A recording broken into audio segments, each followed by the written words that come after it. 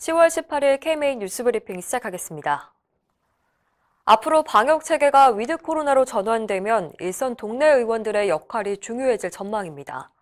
정부는 최근 코로나19 환자의 재택 치료를 확대하겠다는 계획을 발표했는데 우선은 24시간 대응이 가능한 감염병 전담병원이 중심이 될 예정입니다. 하지만 장기적으로는 1차 의료기관의 역할 확대가 불가피하다는 게 전문가들의 의견입니다. 이재갑 한림의대 교수는 단계적 일상 회복으로 가기 위해서는 궁극적으로 의원과 병원 외래에서 코로나19 환자의 진단과 치료가 가능한 구조로 바뀌어야 한다고 밝혔습니다. 윤태호 전 중수본 방역총괄반장도 1차 의료가 결합해야 지역별 격차가 없는 관리가 가능하다고 강조했습니다. 이 두 사람은 현재 정부의 코로나19 일상회복지원위원회 전문위원으로 참여하고 있는데요. 최근 열린 첫 회의에서 허목 전국보건소협의회장 역시 재택치료의 중심은 의원급 의료기관이라고 말했습니다.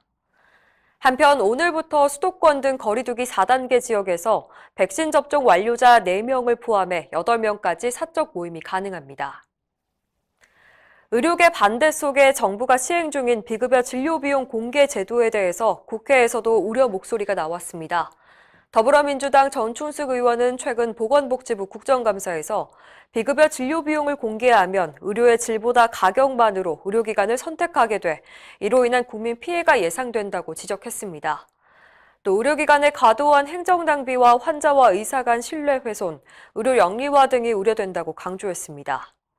정 의원은 특히 정부가 전 의료기관을 대상으로 몰아붙이기식으로 추진하는 게 아니냐고 질타했습니다. 이에 대해 보건복지부는 2차례 시범조사를 거쳤다면서 의료계 의견을 지속적으로 수렴하겠다고 답했습니다. 하지만 대한의사협회를 비롯한 4개 단체는 지난 7월 공동 기자회견을 열어 정부의 비급여 진료비용 공개 제도를 강력히 비판하고 철회를 요구했습니다. 이날 이필수 의협 회장은 정부 고시 내용의 의료기 단체들의 의견이 전혀 반영되지 않았다고 비판했습니다. 현 정부의 건강보험 보장성 강화 정책, 일명 문재인 케어를 놓고 여야가 상반된 평가를 내렸습니다. 최근 국회 보건복지위원회 국정감사에서 국민의힘 김미애 의원은 정부가 목표로 내세운 보장률은 70%인데 현재 64.2%에 머물고 있다며 정부가 문케어의 성과를 너무 크게 포장한다는 느낌이라고 지적했습니다. 무소속 이용호 의원도 내년까지 보장률 70% 달성은 어려워 보인다며 대한민국은 여전히 OECD 37개국 중에서 의료비 가계 부담률이 6번째로 높다고 꼬집었습니다. 이에 대해 더불어민주당 고영인 의원은 보장성이 급격히 늘진 않았지만 매년 꾸준히 높아지고 있고 특히 아동과 노인의 보장성이 증가하고 있는 것은 긍정적이라고 평가했습니다. 같은 당 김성주 의원도 상급병실료 부담을 낮추고 선택진료비를 폐지한 것은 국민의료비 경감 차원에서 매우 잘한 정책이라고 말했습니다. 대형 병원들이 수도권 지역에 수백 병상 규모의 분원 설립을 잇따라 추진하고 있어 의료 전달 체계에 위협이 되고 있다는 지적이 나왔습니다. 더불어민주당 허종식 의원이 공개한 자료에 따르면 서울대학교 병원과 서울 아산병원 등 상급 종합병원을 포함해 총 10개 대형 병원이 이르면 내년 3월부터 수도권 지역에서 문을 엽니다. 구체적으로 중앙대병원이 내년 3월경 경기도 광명시에 700병상 규모 병원을 개원할 예정이고 서울대병원도 경기도 시흥에 800병상 병원을 설립할 계획입니다. 연세의료원과 길병원이 추진하는 병원은 1000병상이 넘습니다.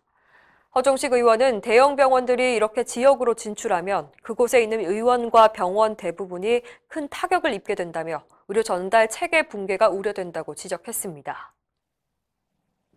한의원의 자동차 보험 환자 진료비가 폭증하고 있어 대책 마련이 필요하다는 지적이 나왔습니다. 건강보험심사평가원 자료에 따르면 2016년부터 2020년까지 4년 동안 한의원에서 치료받은 자동차 보험 환자 수가 약 2만 명에서 8만 명으로 4배 증가했고 진료비는 163억 원에서 926억 원으로 5.7배나 늘었습니다. 병상 수도 한의원은 100% 증가했는데 같은 기간 동안 병원과 의원의 병상 수는 감소한 것과 대조적입니다. 더불어민주당 신현영 의원은 어떤 의료 행위가 안전하고 효과적인지 근거에 기반한 자동차 보험 심사 기준을 마련하라고 심평원에 요구했습니다. 이상으로 뉴스 브리핑을 마칩니다. 자세한 사항은 의협신문을 참고하시길 바랍니다.